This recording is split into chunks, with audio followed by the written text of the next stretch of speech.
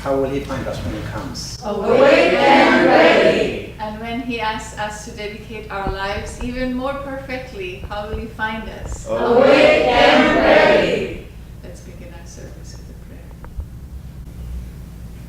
Heavenly Father, Heavenly Father, Divine Mother, Divine Mother, Friend, beloved God, Friend, beloved God, Great Masters, Great Masters, Lord Jesus Christ, Lord Jesus Christ, Babaji Krishna, Babaji Krishna, Lahiri Mahashaya, Lahiri Mahashaya, Swami Shri Yukteswar, Swami Shri Yukteswar, beloved Guru, beloved Guru, Paramahansa Yogananda, Paramahansa Yogananda, Saints of all religions, Saints of all religions, humbly we bow at thy feet. humbly we bow at thy feet.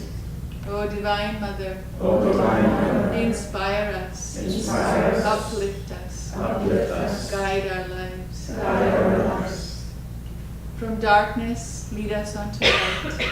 From darkness lead us unto light. From division, lead us unto unity.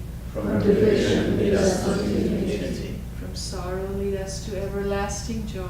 From sorrow lead us to everlasting joy. Into your love. Into your love.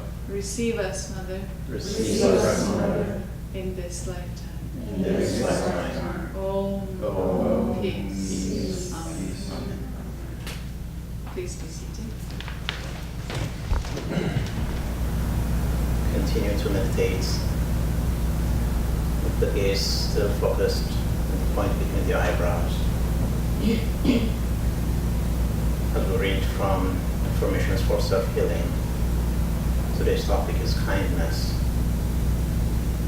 When you can view all human beings as members of your own extended family, your brothers and sisters, mothers, fathers, and children, then you will find wherever you go that love awaits you, welcomes you.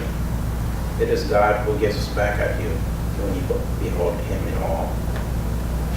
Kindness is the recognition that all are truly our own. Kindness comes from not minding how others feel about us. It comes from the simple understanding that kindness is its own reward, worth giving out to others, because the source of so much sweetness in ourselves. For those of broad sympathies, the very universe is home. Now let's affirm together, first in a loud voice, capturing the conscious mind, then progressively softer and softer until we whisper and affirm silently. The whole world is my home. The whole world is my home. And the human race my family. And the human race my family. With God's kindness, With God's kindness, I embrace all men. I embrace all men. Now in a normal speaking voice, but taking it deeply. The whole world is my home. The whole world is my home. And the human race my family. And the human race my family. With God's kindness, With God's kindness, I embrace all men. I embrace all men. Softly and whisper, the whole world is my home. And the human race my family. With God's kindness, I embrace all men. And now silently, the whole world is my home, and the human race my family. With God's kindness, I embrace all men. The whole world is my home, and the human race my family. With God's kindness, I embrace all men. Let's pray silently together. Divine Mother, help me to see that by kindness to others, I attract not only theirs in return, but thy kindness as well. May I be kind to others always. May my kindness act as a channel of thy unselfish love.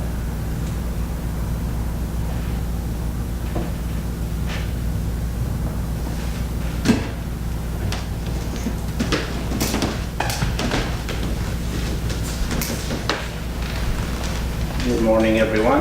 Good morning. Welcome to Sunday service. My name is Michael, for those who don't know me, or you may have forgotten me since yesterday.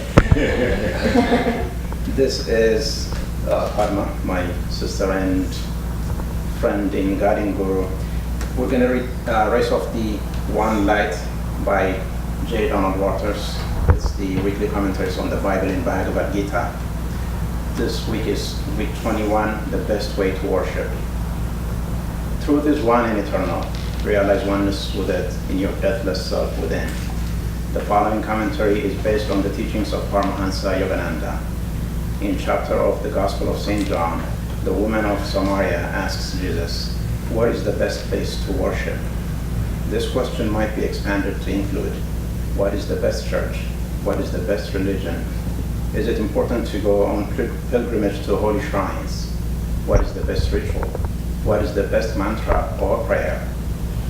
Jesus cut across all such questioning with his reply, "The hour cometh, and now is, when the true worshippers shall worship the Father in spirit and in truth, for the Father seeketh such to worship him." God is a spirit, and they that worship him must worship him in spirit and in truth. It was not that outer considerations of place, church, ritual, etc. are irrelevant. Each person should find those practices and observances which are compatible with his own nature, one might say, with his own vibrations. Not everyone's natural path is the same. God sent different religions into the world to satisfy different human needs. The overarching question, however, considering that the goal is to find God, is to include in one's worship daily inner communion with the Lord. God is silence. He must be sought, therefore, in inner silence. God is absolute love. He must be sought, therefore, in the silence of love. God is spirit, and thus immaterial. He must be thought above all in the expanding peace of deep meditation. Thus, the Bhagavad Gita states in the 6th chapter, "Such should he sit, steadfastly meditating, solitary, his thoughts controlled, his passions laid away, from every craving for position freed." Wherever you are, wherever your outward beliefs and observances, seek God in the silence of your own soul. Thus, through Holy Scripture, God has spoken to mankind.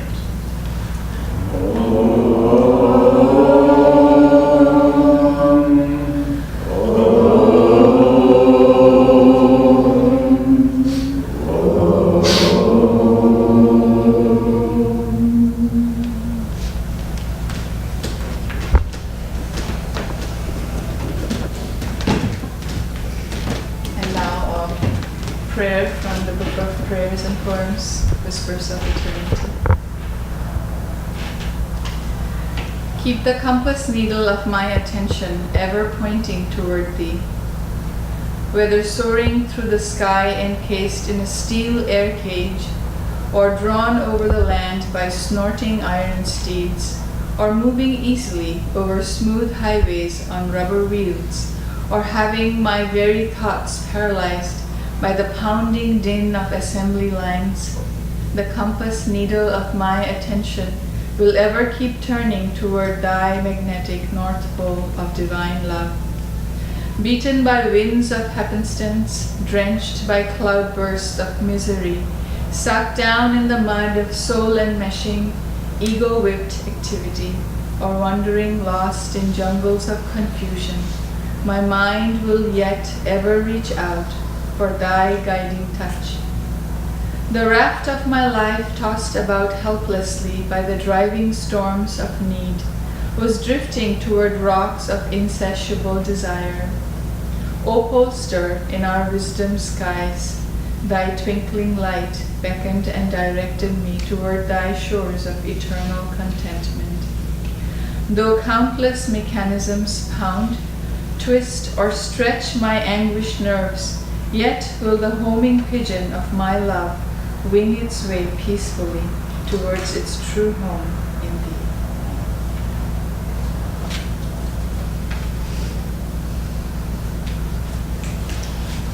Our topic today, the best way to worship. So the question is very valid. The question arises, how to worship, where do we worship, and when to worship? What is the best way to worship? And I think our chant really gave the sermon for today. In every breath we take. So of course we seek out places of worship, temples, churches, synagogues, mosques. We go there. Why do we go there? Because these places inspire us.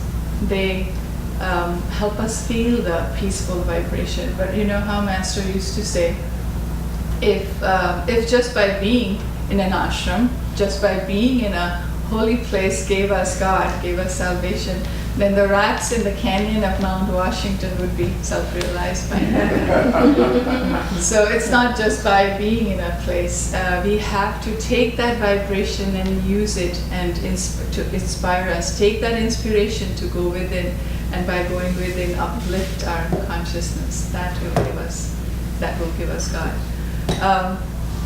Have you ever noticed in these neighborhoods when we go visiting these holy places? I've always wondered. The same thing, like Master would say, that if those people who are living just by being at pilgrimages, if we could find God, then the people that are living in those sites would be self-realized. And how far from truth that is. And such is the way of God. You look around places of pilgrimages and you see complete contrast. Even in Mount Washington, I've felt there's so many people living on that hill. I wonder how many people know about Yogananda, living so close to him. So such is the world of duality, and so we have to find God within. And the scripture is telling us, find God in truth and in spirit. So God is spirit. God is beyond the senses, which is why Yogananda used to say, close your sense telephones, shut all the sense telephones, and then what is left is just the essence of who we are, and that's when the channel is established. We find God, we worship God in communion, in silent communion, in meditation, in deep meditation, and that's in spirit. And what is the truth? God is found in truth. I believe what that means is when we sit down in communion, the experience of God, the truthful experience of God, because God is truth. And whichever way we are experiencing Him, that is important. Because remember, just worshiping God in meditation for whatever minutes we are doing or hours we are doing is not enough. If you really look into and I think I can speak for all of us in this room, we have intensely busy lives. And so we probably work for 8 or more hours. We sleep for that much, though I think we don't need to sleep for 8 hours, but that's the suggested prescription. 8 hours is required. And then that leaves us only 8 hours.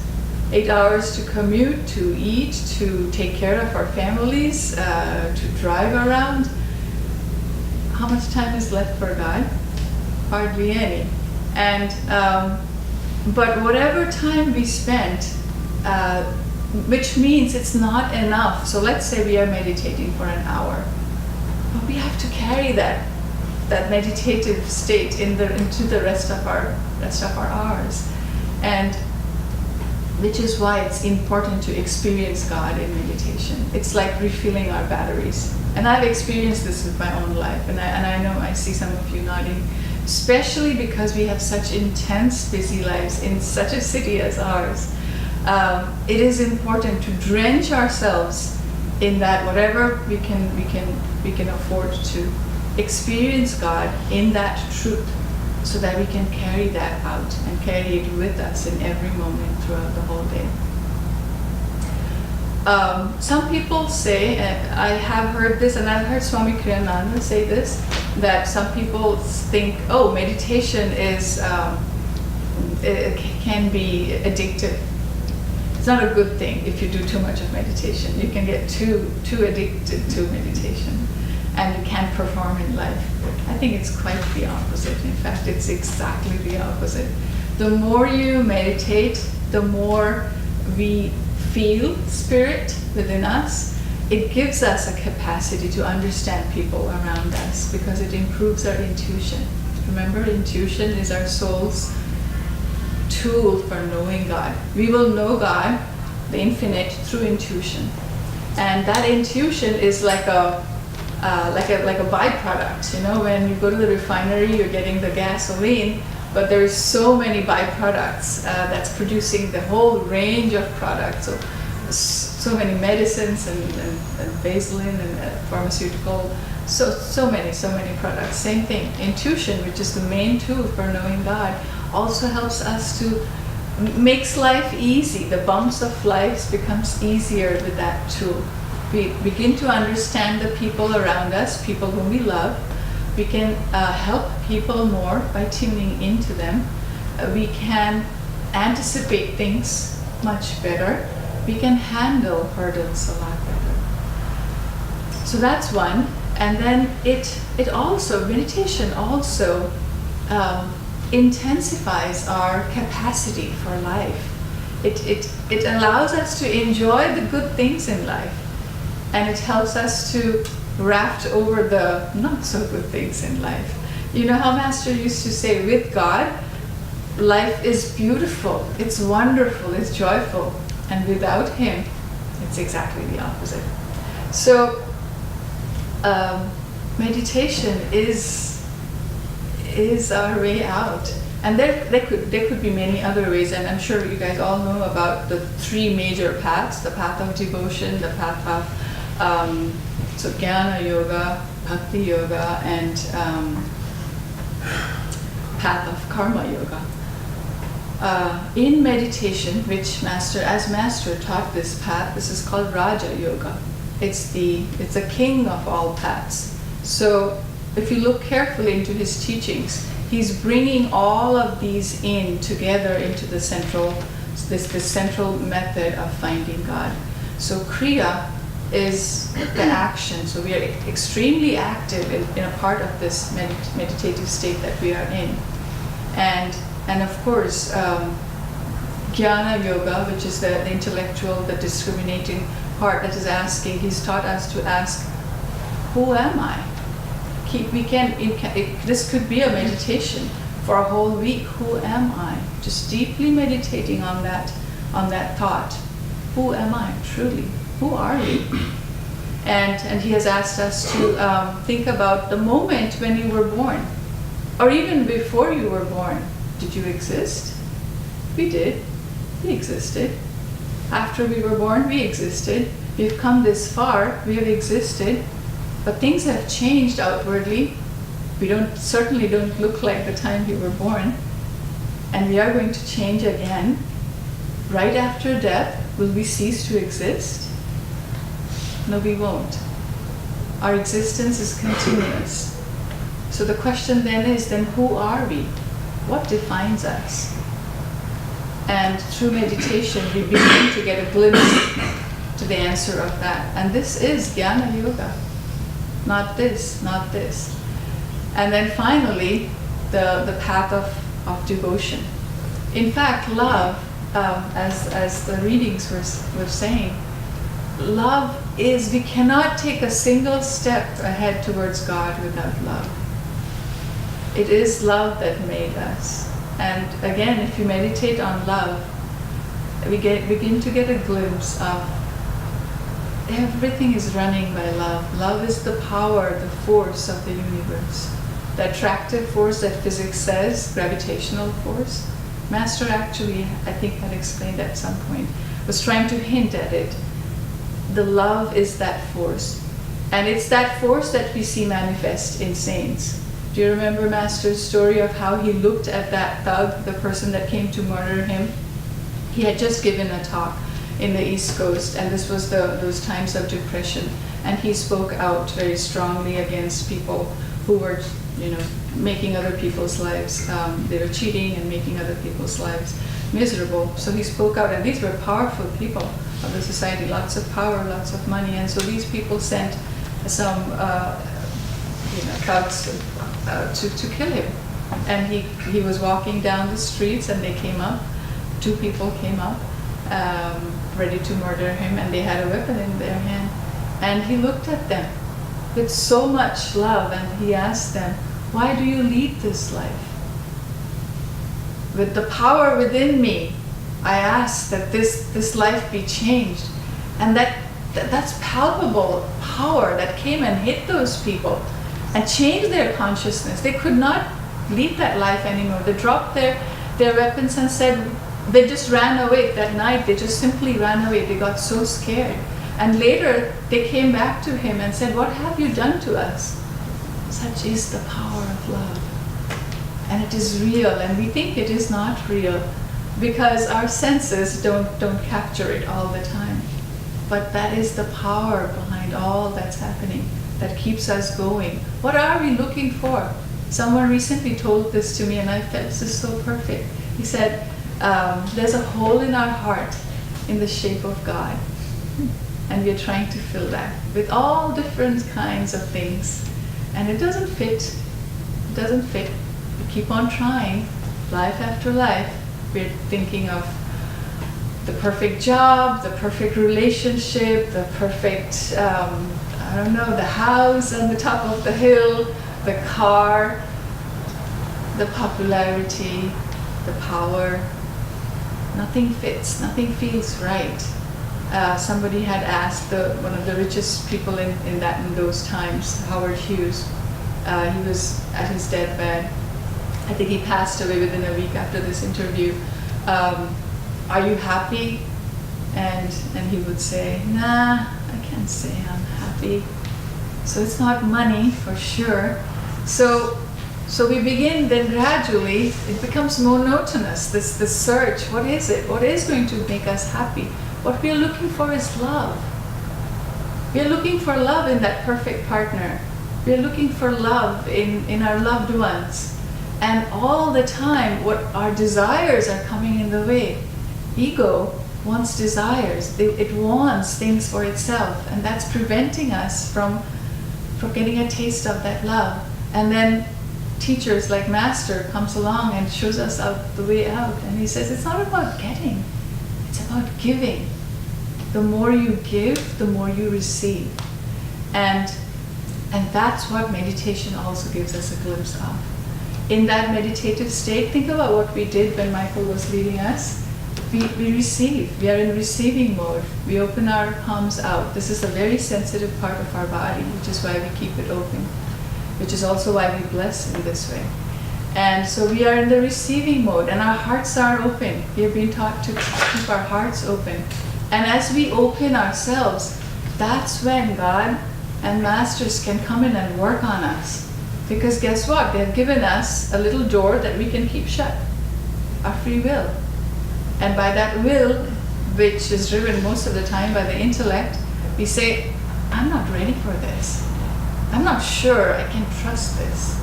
I feel vulnerable opening myself up. Well, as we take a little step and we try it out a little bit and it feels great, because they can come in and I'm remembering a story, I think Master said, this was a true story actually from India. There was this lady, had a son, and they had her husband had passed away, and husband was basically taking care of the family business, and it was doing very well.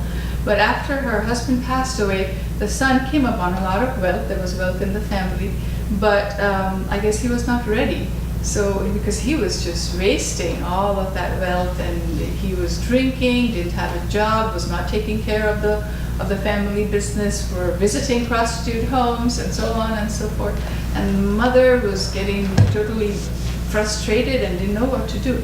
So she turned to her guru, who was a truly spiritual man, and said, Guruji, can you please help my son? And Guruji said, oh, sure, send your son to me. So mom came back and said, you should go and visit my Guruji. But I'm sure it needed some persuasion. So he agreed. And so he went to visit the Guruji, kind of, very close, you can imagine. I don't know what he's going to say, going to lecture me. So he goes, and the Guruji says, oh, you've come, hello, my dear, come sit down with me. So, how are things? I hear I've found about this brand of whiskey. Which one do you try? You should try this one. And then their conversation went on to, the prostitute homes. Have you tried that? Have you gone there? And this boy was really into it, and he was really liking his mom's guru. And they had this conversation, nothing about him changing. And he went home to his mom and said, "Mom, I didn't know you had such a great guru." and he went to bed. He woke up the next day. He went and found a job. And he gave up his ways. What happened, you ask? In that openness, because bringing him to a point where he understands at that point his level, the guru was able to open him. And at that point, they can then transmit their vibration and uplift the consciousness. And that's what happens in meditation too. And it's extremely important that we learn to, and I'm not asking us because it's foolish to open ourselves to every vibration, which is why we are given the tool of being able to control with our will. But when we are ready to receive, that's when we have to open ourselves up. And lastly, I want to say, these are all great things. We have to meditate. We have to, be in constant reminder of God. But love, once again, is the way out. There was I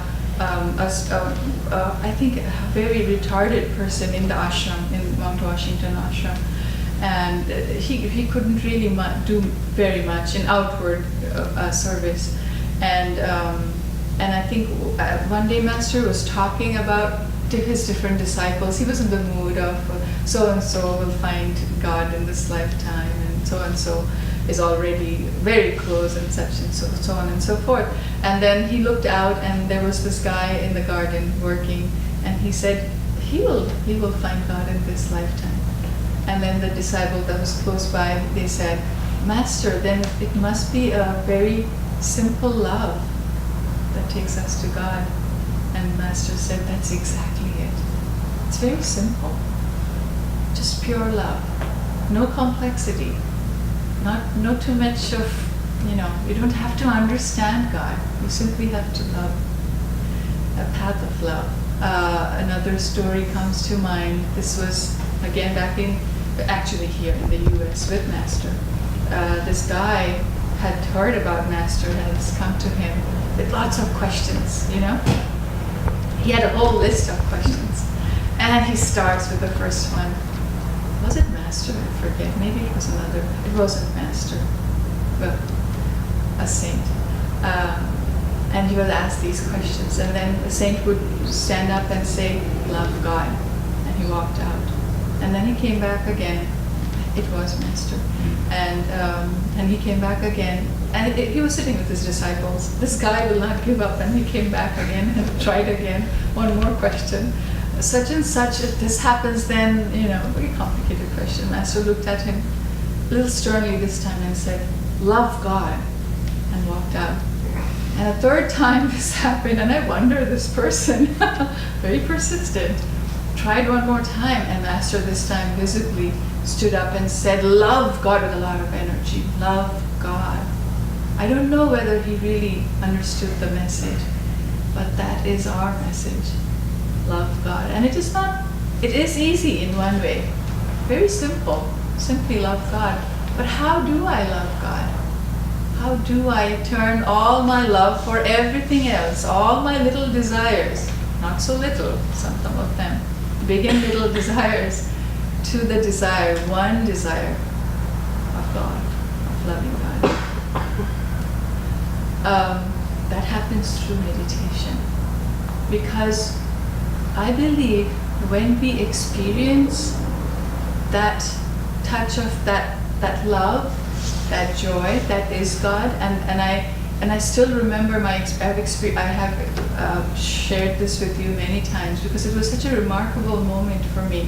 This was back in the village, Ananda village, and I had been meditating maybe for, I don't know, maybe 2 or 3 years. getting a little bit of a joy and not quite sure, am I doing the right thing? And then there was Swami Ananda, he was talking that morning, it was SRW, and he was saying, in meditation, when you feel that joy, that is God. You are experiencing God. And I think that changed my life. That is God. God is nothing esoteric, beyond our reach.